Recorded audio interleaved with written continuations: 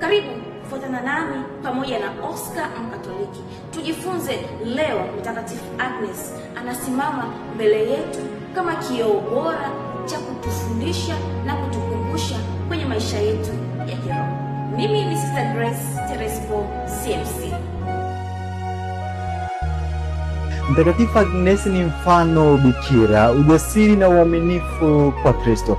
Kutoka kwake waamini sote tunaalikwa kujifunza ujasiri na utayari wa kutetea imani yetu na viapo vyetu kwa Mungu, vile vya ubatizo na vyote tulivyojaliwa kuviweka. Kwa vijana wa leo tunaoishi katika dunia yenye changamoto nyingi za nyakati hizi, shinikizo la marafiki, mitandao ya kijamii, tamaa za haraka na mtazamo wa kwamba thamani ya mtu inapimwa kwa muonekano au mahusiano, Mtakatifu Agnes awe nuru inayotuangaza kuona na kuifuata njia ya kweli ya heshima, uhuru na furaha ya ndani. Mtakatifu Agnes alikuwa msichana mdogo sana, lakini alikuwa na moyo uliokomaa katika imani. Aliamua kumweka Kristo kwa kipaumbele cha maisha yake.